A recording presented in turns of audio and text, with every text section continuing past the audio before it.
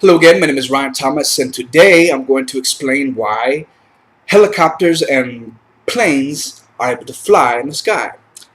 Okay, so if you've seen my other videos, you would know there's a thing called space matter. That's my discovery.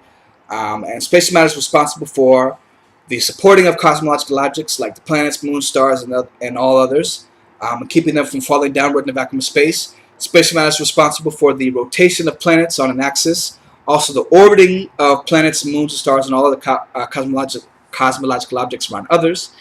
And is also responsible for gravity.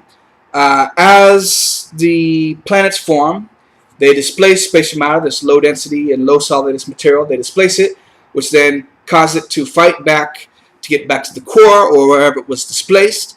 And so that's why we are tethered to the Earth, and that's why all objects are either tethered to the Earth or caught in the gravitational field and are affected by it. So why then can something like a plane fly? Why can a helicopter fly in the sky when there's all this spatial matter pushing to get back to the core? Well, what happens is, as these solid objects like the Earth form, they displace spatial matter, which then can't get back to where it was. And so what it'll do is, it'll go through the atomic and subatomic interstices, trying to get back to the core, and whatever doesn't make it back to the core, or wherever it was displaced from, it will now back up. And what it'll do is, since it can't go directly forward, it won't just quit, it'll start spinning around. So that's why the Earth rotates, because this material is spinning the Earth around. That's why the Earth orbits around the Sun, because this material was backed up by the Sun, and so all of those planets will now orbit around the Sun. Okay, so why then, what does that have to do with planes? Well, because this spatial matter is backed up, there is an equilibrium struck, okay? And when you break that equilibrium, like with a heavy object, it now causes that heavy object to cause the spatial matter, or to allow the spatial matter above to push down harder on the spatial matter below, and bam, now you see a falling object, okay? Well, the same is true with planes. As they take off, they have to gain speed. Why do they have to gain speed?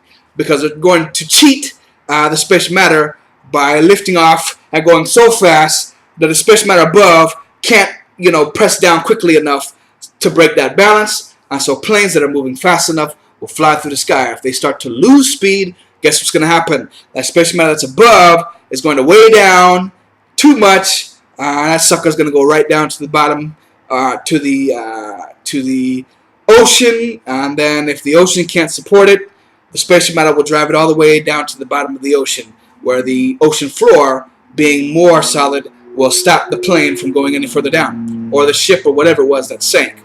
Okay, so what are helicopters doing? What do you think they're doing?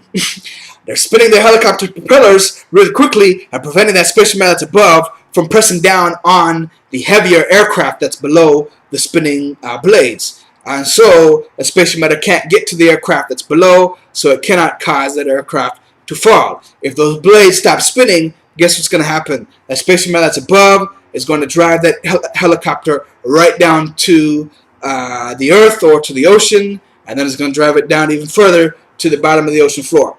Okay, so that's what happens with helicopters and airplanes, and pretty much all things that you see floating. They're breaking or they're maintaining the balance of spatial matter that's above and spatial matter that's below, like birds and atoms, free-floating atoms, all those things, the gases, anything that you see that's in the air is essentially breaking the balance, or not breaking the balance, maintaining the balance. I keep saying that. It's maintaining the balance between what is above, the spatial matter above, and the spatial matter that's below.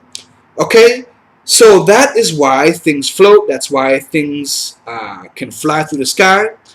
And if you want to find out more, you can see other videos of mine. And I hope you have a good time. Okay, thank you very much. My name is Ryan Thomas, and bye.